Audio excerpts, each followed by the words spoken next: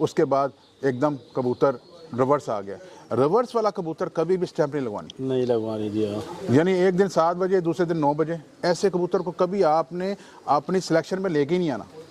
Selection में हमेशा average वाला कबूतर, फास्ट रिकवरी वाला कबूतर, और उसमें फिर जब अगर सपोज ऐसा भी हो जाता है कि आपकी एवरेज भी लगी और आखिरी भी लगा हुआ है।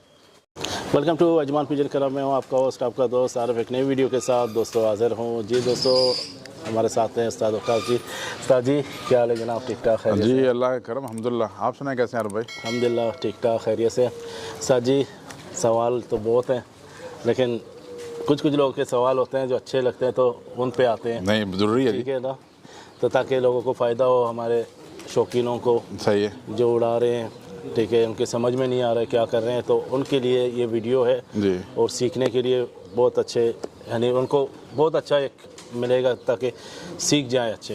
ठीक है ना उस्ताद जी, अभी हम देखते हैं ना सारे आप फिरते लगाते हैं, 100 कबूतर 150 कोई कबूतर उड़ाता है। ठीक है ना, तो एक तो होता है बाजी, एक होता है कप।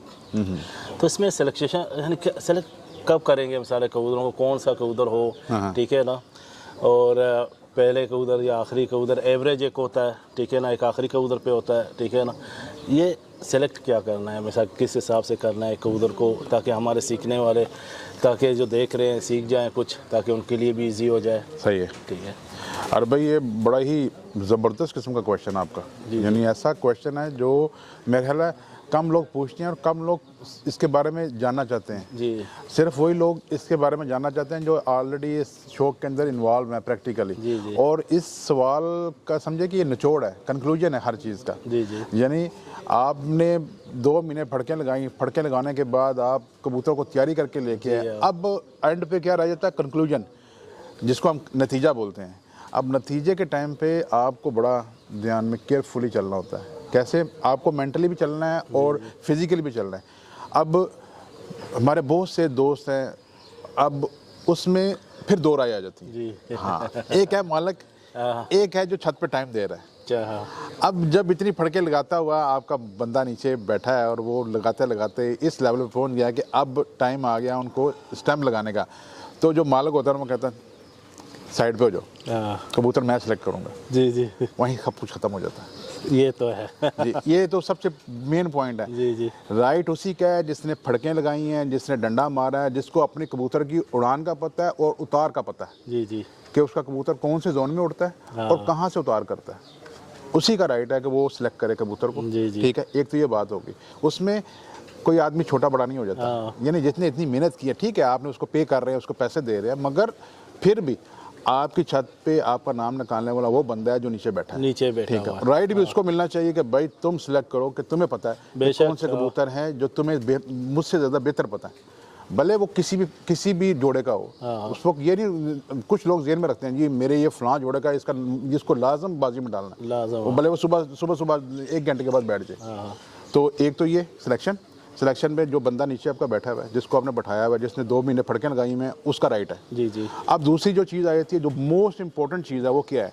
आप जो खेल रहे हैं, टूर्नामेंट खेल रहे हैं या बाजियां लगा रहे हैं, वो आपकी एवरेज बेस है या लास्ट पे है? जी। अगर एवरेज पे है तो फिर आपको कबूतर भी उसी हिसाब से डाल लें, एवरेज के हिसाब से डाल लें जो आपकी एवरेज को बनाएं।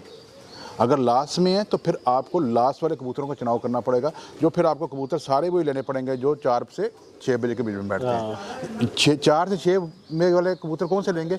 जब आपने आखिरी के ऊपर फोकस करना है।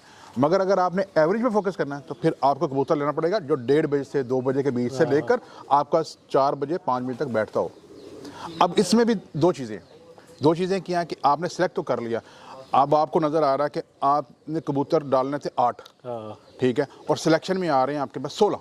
अब फिर आप जो थोड़ा डाउट में आ गए कि यार अब मैंने इसको क्या करना है, यानी अब मैं कैसे सेलेक्ट करूँ? फिर आपका जो बंदा बैठा हुआ ना वो आपको बताएगा उस्ताद जी ये वो कबूतर है जो पिछली 10 फड़कों से 15 फड़कों से जब आता है तो 20 मिनट में सेट हो जाता है, 20-25 मिनट आधे घंटे में सेट हो जाता है।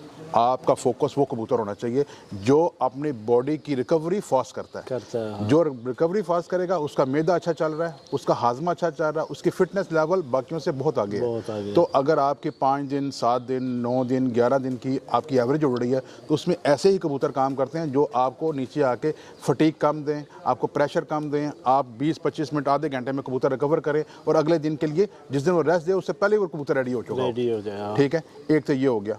ठीक है, और दूसरी बात यह है कि कभी भी आपने कबूतरों की सिलेक्शन ऐसा ना करें कि जो कबूतर आपको 1 या 2 दफ़ा 7 बजे की प्रवास दी है उसके बाद एकदम कबूतर रिवर्स आ गया। रिवर्स वाला कबूतर कभी भी स्टैंप नहीं लगवानी जी। यानी एक दिन 7 बजे दूसरे दिन 9 बजे, ऐसे कबूतर को कभी आपने अपनी सिलेक्शन में लेके ही नहीं आना। सिलेक्शन में हमेशा एवरेज वाला कबूतर, फास्ट रिकवरी वाला कबूतर, और उसमें फिर जब अगर सपोज ऐसा भी हो जाता है कि आपकी एवरेज भी लगी और आखिरी भी लगा हुआ है, फिर सिलेक्शन क्या होनी चाहिए, फिर आपका तकरीबन 80% फोकस होना चाहिए एवरेज के ऊपर जी। 20% फोकस होना चाहिए आखिरी पे। आखिरी में आप अगर सपोज 8 कबूतर हैं तो 8 कबूतर में से 2 कबूतर आप वो डाल सकते हैं जो 5 बजे वाले हैं जी। 5 साढ़े 5 बजे वाले हैं। ठीक है, बाकी कबूतर आप वही डालें 4 बजे वाले 3 बजे वाले। क्यों?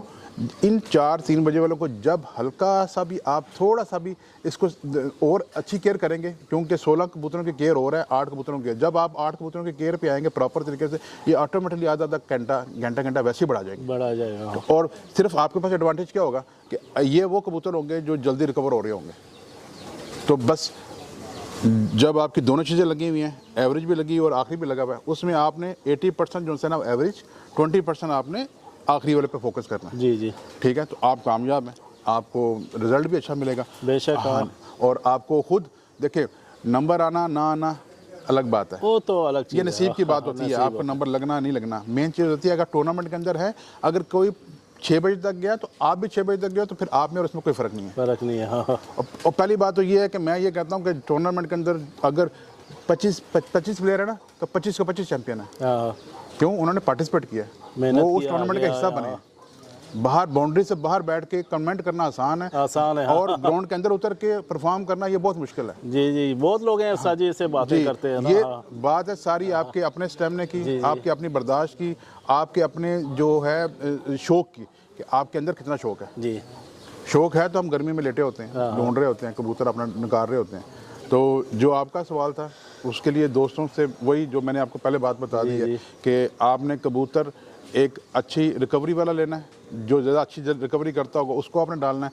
दूसरा एवरेज वाले कबूतर अगर डालने हैं तो 1:30 बजे से लेकर 4 साढ़े 4 बजे वाले कबूतर आपने डालने हैं। और अगर आखिरी वाले डालना है तो उसमें भी आपने कोशिश ये करनी है कि सिर्फ 2 कबूतर ऐसे हों जो 5 को टच कर रहे हों, 5 साढ़े 5 को टच कर रहे हों, तो ऑटोमेटिकली आपके पास रिजल्ट अच्छा आ जाएगा। बहुत ज़बरदस्त जी, माशाल्लाह हमें भी कुछ सीखने के मिल रहा है और देखने वालों को भी कुछ सीखने के लिए मिल रहा है जी। दोस्तों साजी ने कुछ बातें बोली माशाल्लाह अच्छे, जो आपको बहुत फ़ायदा होगा, तो आप अमल करें।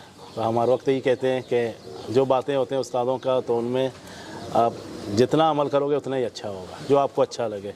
बाकी आगे आपकी मर्ज़ी, ठीक है, करें या ना करें, ठीक है। तो जाते जाते यही कहेंगे, चैनल को सब्सक्राइब करें, लाइक करें, शेयर ज़रूर करें और कमेंट्स भी किया करें, ताकि हम आगे आप लोग के लिए और अच्छे मज़ीद वीडियो बनाएंगे और जो आपका कमेंट्स होगा उसी पे जाएंगे। अस्सलाम वालेकुम।